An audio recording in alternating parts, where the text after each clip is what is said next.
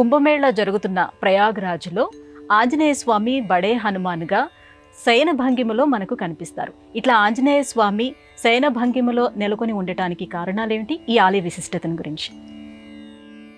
ఎత్ర ఎత్ర రఘునాథ కీర్తనం తత్ర తత్ర కృతమస్తకాంజలిం. ఎక్కడ రామనామస్మరణ ఉంటుందో అక్కడ ఆంజనేయ స్వామి వారు దర్శనమిస్తారు.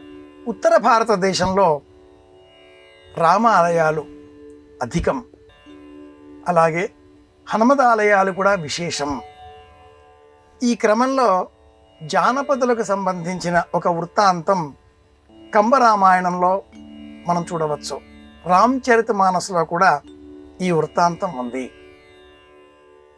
రావణుడు పూర్వం దేవతలపైన విజయం పొంది నవగ్రహాలపైన కూడా ఆధిపత్యం సముపార్జింపజేసుకొని సమస్త గ్రహాలను తన అధీనంలోనికి తెచ్చుకొని అందరినీ లంకా నగరంలో బంధించి వారి వారి ప్రార్థనల మేరకు అందరినీ విడిచిపెట్టాడు. కానీ శనైశ్చరుడిని తన నియంత్రణలోనే పెట్టుకున్నాడు.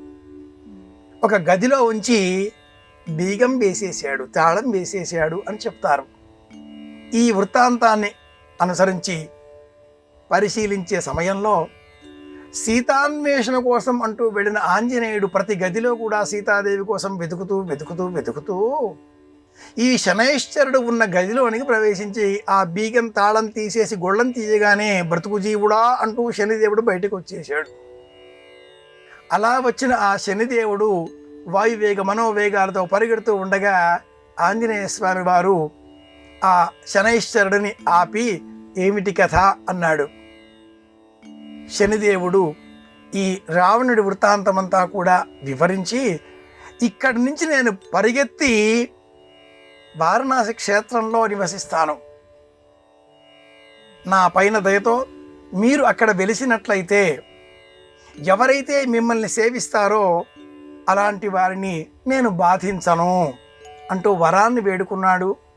ఆంజనేయ స్వామి వారు తథాస్తు అని ఆ వరాన్ని అనుగ్రహించాడు అని ఈ వృత్తాంతం. ఈ క్రమంలో సంగమ కూడలిలో శయన స్థితిలో ఉండేటటువంటి ఆంజనేయ స్వామి వారి ఆ విశాలమైన రూపం క్రింద, బడే హనుమాన్ రూపం క్రింద ఎడమకాలి దిగువన రాక్షస రూపం మనం గమనించవచ్చు. సింధూరాన్ని అలది ఉన్న కారణం చేత ఈ రూపం అంత స్పష్టంగా మనకు కనపడదు, కానీ ఆ రూపం శనైశ్చర రూపం. ఆంజనేయ స్వామి వారిని స్తోత్రం చేస్తే శనిపీడ తొలగుతుంది అని ప్రమాణం. అందుకోసమే కూడలికి వెళ్ళి ప్రయాగలో స్నానం చేసి తదనంతరం ఆంజనేయ స్వామి వారిని సేవించుకోవాలి.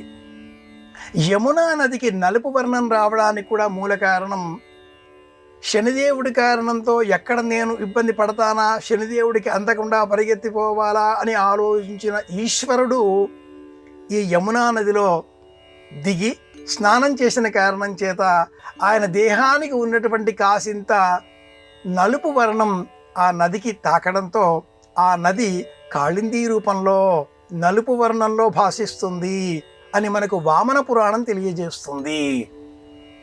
శనిదేవుడి మంచి దృక్కు మనకు లభించాలి, దురదృష్టకరమైన వ్యతిరేక ఫలమైన ఫలాలు తొలగిపోవాలి, కీడు తొలగిపోవాలి అనే వారంతా ఈ క్షేత్రంలో ఆంజనేయ స్వామి వారిని సేవిస్తారు.